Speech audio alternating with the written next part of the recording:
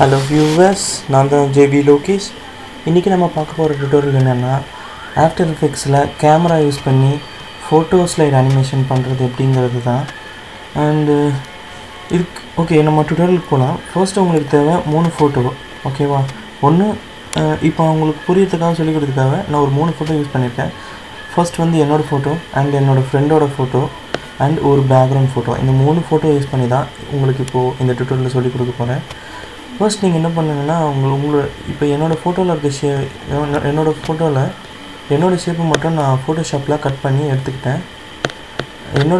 அதே மாதிரி என்னோடய ஃப்ரெண்டோட ஷேப்பையும் வந்து கட் பண்ணி எடுத்துக்கிட்டேன். அதை வந்து 2 ஃபோட்டோஷாப் ஃபைலில் சேவ் பண்ணி வச்சுருக்கேன். ஓப்பன் பண்ணி இப்போ உங்களுக்கு அதை ஓப்பன் பண்ணி காட்டுறேன். அண்ட் ஃபோட்டோஷாப்பு பற்றி உங்களுக்கு தெரியும்னு நினைக்கிறேன். பிகாஸ் ஃபோட்டோஷாப்பு வந்து ஒரு முக்கியமான விஷயம். அது நிறைய பேர் தெரிஞ்சிருக்கும். பிகாஸ் ஃபேஸ்புக்கில் போடுறவங்க, ஃபோட்டோ போடுறவங்க எல்லாருமே எனக்கு வந்து இப்போது ஃபோட்டோஷாப்பை தெரிஞ்சுக்கிறாங்க. ஸோ உங்களுக்கு ஒரு ஷேப்பை கட் பண்ணுறது வந்து எப்படின்னு தெரிஞ்சிருக்கும்னு நினைக்கிறேன். தெரியலனா ப்ளீஸ் கற்றுக்கோங்க, ஓகே? இப்போ பார்த்தீங்கன்னா இந்த 2 ஃபோட்டோஷாப் ஃபைலில் தான் இந்த 2 ஃபோட்டோலேருந்து கட் பண்ணி எடுத்தது தான் இந்த 2 ஃபோட்டோஷாப் ஃபைல், ஓகேவா? இப்போ நம்ம யூஸ் பண்ண போகிறது இந்த ஒரு பேக்ரவுண்ட் ஃபைல், இந்த ஒரு அதான் இப்போ நம்ம யூஸ் பண்ண போகிறது இந்த ஒரு பேக்ரவுண்ட் ஃபைல், இந்த 2 ஃபோட்டோஷாப் ஃபைல் தான், ஓகே? இது 3த்தையும் ட்ராக் பண்ணி நான் வந்து ஆஃப்டர் எஃபெக்ட்ஸில் போட்டுடுறேன், ஓகேவா? ஆஃப்டர் எஃபெக்ட்ஸில் போட்டாச்சு. இப்போது ஃபஸ்ட்டு நீங்கள் பண்ண வேண்டிய வேலை என்னென்னா, நியூ கம்போசிஷனில் போய் நியூ கம்போசிஷன் ஓகேன்னு கொடுங்க. இப்போது அடுத்ததான் நீங்கள் பண்ண வேண்டிய வேலை என்னென்னா, இந்த 3 ஃபைல் பேக்ரவுண்ட் ஃபைல் ஃபஸ்ட் நீங்கள் ஃபஸ்ட்டு நீங்கள் உங்களோட ஃபோட்டோ போட்டுக்கோங்க. அண்ட் நீங்கள் போட வேண்டிய இன்னொரு ஃபோட்டோவை போட்டுக்கோங்க. அண்ட் கடைசியாக வந்து பேக்ரவுண்ட் ஃபோட்டோ வரணும். பேக்ரவுண்ட் ஃபோட்டோ எப்போவுமே கடைசியாக தான் வரணும், ஓகேவா? இப்போது நீங்கள் பண்ண வேண்டிய அடுத்த வேலை என்னென்னா, நீங்கள் பண்ண போகிற இந்த 3 ஃபோட்டோஸுக்கும் இந்த ஆப்ஷனை வந்து எனேபிள் பண்ணிடணும். அதாவது இந்த 3D லேயர் அப்படின்ற இந்த ஆப்ஷனை வந்து 3த்துக்கும் கொடுத்துட்டிங்கன்னா, இதை கொடுத்தா தான் உங்களால் கேமரா வியூவில் இந்த ஃபோட்டோஸ் எல்லாம் பார்க்க முடியும். அதாவது உங்களால் XYZ டைரெக்ஷனில் ஃபோட்டோஸை மூவ் பண்ண முடியும், சரியா? அப்படி பண்ணால் தான் அதுக்கு பேர் 3D அனிமேஷன் சொல்லுவாங்க. சரி, ரொம்ப டீப்பாக போவோன்னா, இப்போ அடுத்ததாக வந்து லேயரில் நியூ லேயர். இப்போது கேமரா கொடுக்கணும். கேமரா இல்லாமல் நம்மளால் எதையுமே பண்ண முடியாது. ஸோ கேமரா கொடுத்துட்றோம். கேமரா கொடுத்துட்டு இப்போ ஃபர்ஸ்ட்டு நம்ம என்ன பண்ணோம்னா, இந்த 3 ஃபோட்டோஸும் வந்து பார்த்திங்கன்னா என்னோடய ஃபோட்டோஸ் முழுசாக தெரியல, ஏன்னா கேமரா ரொம்ப ஜூம் இன்ல இருக்குது. ஸோ ஜூம் அவுட் பண்ணணும். ஃபஸ்ட்டு வந்து இந்த இடத்துல போய்ட்டு இந்த ஆப்ஷன், அதாவது ட்ராக் இசட் கேமரா டூல்ன்ற ஒரு ஆப்ஷன் இருக்கும். அதை வச்சு நீங்கள் ஜூம் அவுட் பண்ணுங்கள். ட்ராக் பண்ணிங்கன்னா, வீல் அப் பண்ணிங்கன்னா உங்களுக்கு கேமரா வந்து ஜூம் அவுட் ஆகும். பார்த்தீங்கன்னா இப்போ நான் ஆட் பண்ண 3 ஃபோட்டோஸும் எனக்கு ஓரளவுக்கு கிளியராக தெரியுது இல்லையா? இல்லை, ஓகே. இந்த வியூவில் வச்சுக்கோங்க. பிகாஸ் ரொம்ப முக்கியமான விஷயம், இனிமேல் தான் பண்ண போகிறோம். அண்டு அடுத்ததாக நீங்கள் பண்ண வேண்டிய வேலை என்னென்னா, அதே இடத்துல போய்ட்டு சி அப்படிங்கிற ஆப்ஷன் அமுத்திட்டே வந்தீங்கன்னா உங்களுக்கு ஆர்பிட் கேமரா டூல்னு ஒரு ஆப்ஷன் வரும். அந்த டூலை செலக்ட் பண்ணிவிட்டு உங்கள் வியூவில் போய்ட்டு நீங்கள் ஆப்ரேட் பண்ணிங்கன்னா பார்த்தீங்கன்னா உங்களுக்கு இந்த இடத்துல பார்த்தீங்கன்னா 3D வியூவில் நான் வந்து ஃபோட்டோஸ் தெரியும். பிகாஸ் உங்களால் மூவ் பண்ண முடியும், ரொட்டேட் பண்ண முடியும் வியூவை, ஓகே. நீங்கள் பண்ண வேண்டிய வேலை என்னென்னா, உங்கள் ஃபோட்டோவை வந்து ஃபஸ்ட்டு முன்னாடி கொண்டு வந்துடுவாங்க. செலக்ட் பண்ணிவிட்டு ஆரோவை செலக்ட் பண்ணிக்கோங்க. ஃபஸ்ட்டு என்னோடய ஃபோட்டோவை வந்து ஃப்ரண்ட் வியூவில் வச்சுக்கிறேன்.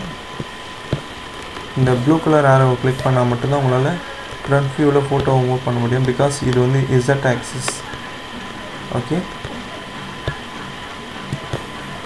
ஓகேவா? ஓரளவுக்கு பண்ணியாச்சு. இப்போ நடுவில் வந்து என்னோடய ஃப்ரெண்டோட இமேஜ் இருக்குது, அது அப்படியே இருக்கட்டும். அண்டு கடைசியாக வந்து இருக்கிற பேக்ரவுண்ட் இமேஜை வந்து ரொம்ப பின்னாடி தள்ளிடுறேன். அதே டூலை நீங்கள் கொஞ்சம் பின்னாடி தள்ளிடுங்க, ஓகே. உங்களால் எந்த அளவுக்கு தள்ள முடியுமோ அந்தளவுக்கு தள்ளிக்கோங்க. அண்ட் இப்போ அதே மாதிரி ரொட்டேட் டூலில் மறுபடியும் செலக்ட் பண்ணிவிட்டு வியூஸை வந்து கரெக்டாக இப்போ நேராக வைக்கிறேன், ஓகே. உங்களுக்கு ஏற்ற மாதிரி வச்சுக்கோங்க வியூவை. பேக்ரவுண்ட் இமேஜ் வந்து பெருசாக தெரியணும் பிகாஸ் ஸோ அதனால் நான் வந்து ஏரோ டூவில் செலக்ட் பண்ணிவிட்டு இந்த இடத்துல ஃபோட்டோவை நீங்கள் கிளிக் பண்ணாலே இந்த 6 பாயிண்ட்டும் உங்களுக்கு தெரியும். சாரி 6 பாயிண்ட் இல்லை, 9 பாயிண்ட், சாரி 8 பாயிண்ட்டும் தெரியும் உங்களுக்கு. இப்போது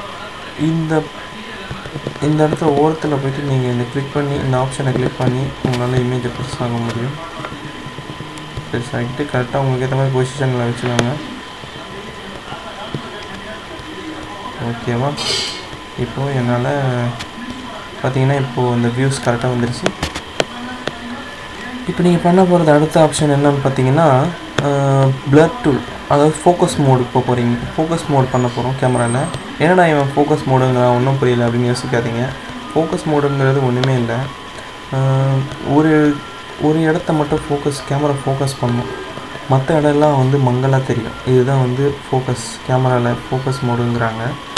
ஸோ இப்போ நான் வந்து என்னோடய வியூஸை இந்த இடத்துல மட்டும் கேமராவை என்னோடய ஃபோக்கஸில் வைக்க போகிறேன். பின்னாடி இருக்கிற எல்லாமே வந்து பிளர் ஆகிடும். என்னோடய ஃப்ரெண்டோட முகமும் வந்து இப்போ பிளர் ஆகிடும் உருவம். சரியா? அதுக்கு நீங்கள் ஃபஸ்ட்டு வந்து கேமராவை கிளிக் பண்ணிவிட்டு அதை கீழே இருக்கிற ஒரு ஆப்ஷன் ஒன்று, அதை நீங்கள் கிளிக் பண்ணிட்டீங்கன்னா கீழே இருக்கிற ஆப்ஷன்ஸ் வரும். இந்த 2 ஆப்ஷன்ஸையும் வந்து இது பண்ணி விட்டிங்கன்னா உங்களுக்கு இந்த இடத்துல பார்த்திங்கன்னா டெப்த் ஆஃப் தி ஃபீல்ட் அப்படின்னு ஒரு ஆப்ஷன் வரும். அதை கிளிக் பண்ணிக்கோங்க.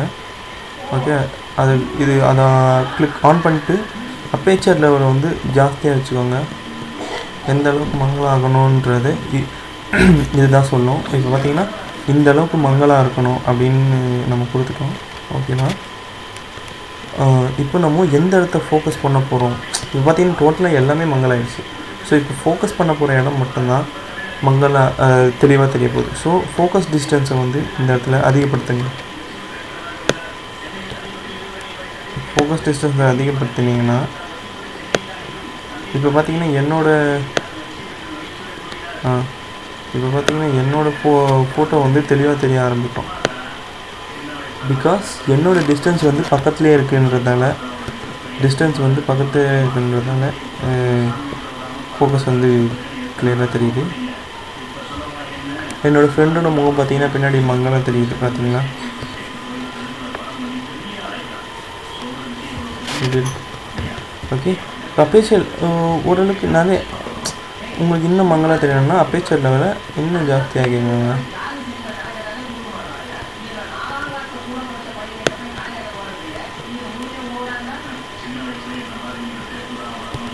ஃபோக்கஸ் டிஸ்டன்ஸ் உங்களுக்கு ஏற்ற மாதிரி வச்சுக்கோங்க.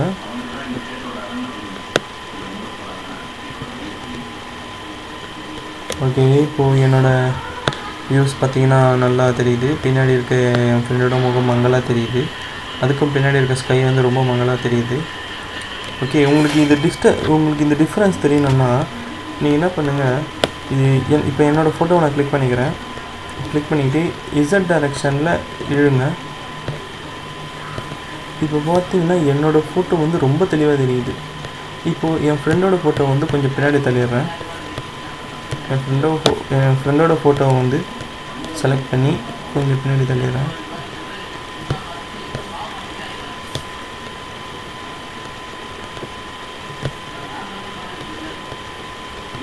அப்புறம் பேக்ரவுண்ட் ஃபோட்டோவை இன்னும் பின்னாடி தள்ளிடலாம்.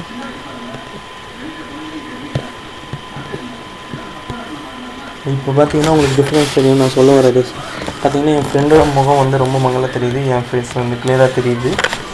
இப்போது நம்ம அனிமேஷனை ஸ்டார்ட் பண்ணலாம். ஓகேவா? இப்போது இந்த கேமரா டூல் யூஸ் பண்ணி இந்த ஜூம் டூல் யூஸ் பண்ணி நான் ஜூம் பண்ண போகிறேன். பேக்ரவுண்ட் இமேஜ் வரைக்கும் நான் இப்போ ஜூம் பண்ண போகிறேன். ஓகே, ஜூம் பண்ணிக்கிட்டே வாங்க.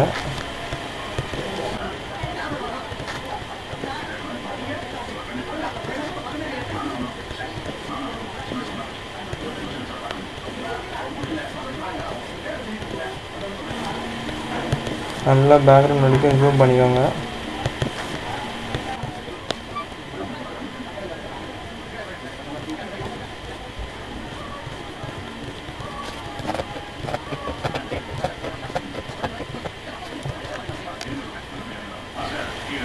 ஓகே, இப்போது ஃபஸ்ட்டு நீங்கள் என்ன பண்ணுங்கள், கீ ஃப்ரேம் செட் பண்ணுங்கள் இந்த இடத்துல.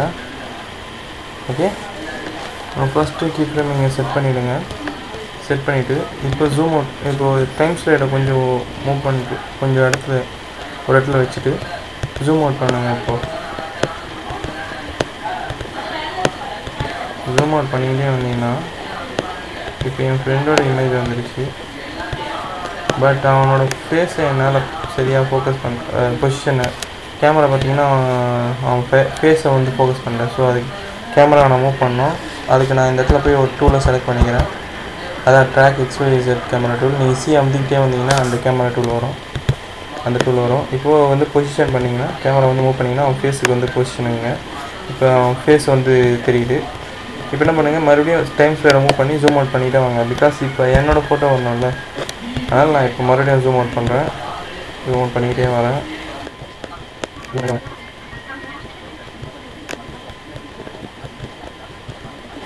ஓகே, இப்போ பார்த்தீங்கன்னா கேமரா மேலே போயிடுச்சு.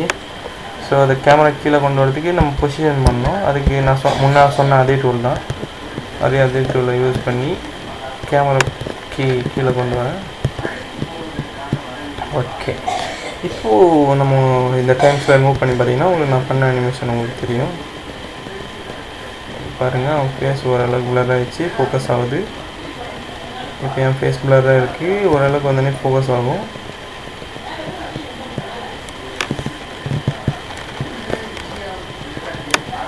இப்போது உங்களுக்கு ஓரளவுக்கு இந்த ஐடியா வந்திருக்குன்னு நினைக்கிறேன். இதுதான் கேமராவை யூஸ் பண்ணுற விதம் ஆஃப்டர் எஃபெக்ட்ஸில். இது ஒரு பேசிக்கான விஷயந்தான். பட் இதுக்கப்புறம் அட்வான்ஸான விஷயங்கள் நான் சொல்ல வேண்டியது வரும். அப்போ இந்த விஷயம்லாம் உங்களுக்கு ரொம்ப யூஸ்ஃபுல்லாக இருக்கும். இதுதான் கேமராக்கான ஒரு பேசிக்கான டுட்டோரியல் நான் உங்களுக்கு சொல்லிக் கொடுக்குறது. ஓகே, இதே மாதிரி ஒரு எக்ஸைட்டான டுட்டோரியலோடு உங்களை அடுத்த டுட்டோரியலில் சந்திக்கிறேன். அண்டு இந்த வீடியோ வந்து உங்களுக்கு பிடிச்சிருந்ததுன்னா ப்ளீஸ் லைக் பண்ணுங்கள் அண்ட் ஆல்சோ ஷேர் பண்ணுங்கள். அண்ட் மறக்காமல் எங்களோட ஃபேஸ்புக் குரூப் மெரிட்டல் பாய்ஸ் அப்படின்ற குரூப் வந்து கண்டிப்பாக சேருங்க. பிகாஸ் நாங்கள் என்னென்ன வீடியோஸ் எல்லா டிஸ்கஷனும் அங்கே தான் பண்ணோம். உங்களுக்கு பிடிச்சிருந்தா, உங்களுக்கு ஏதாவது ரிக்வஸ்ட் இருந்தால் கூட நீங்கள் அந்த குரூப்பில் வந்து டிஸ்கஸ் பண்ணலாம். நீங்கள் ஏதாவது விஷயம்னா கூட எடுத்து சொல்லலாம். ஸோ நான் உங்களோட உங்களோட மெசேஜுக்காக காத்திருப்போம். ஓகே, அண்டு போதும்னு நினைக்கிறேன். இதுக்கப்புறம் அடுத்த வீடியோவில் உங்களை நான் சந்திக்கிறேன். அதுவரை உங்களிடமிருந்து விடைபெறுவது லோகேஷ்.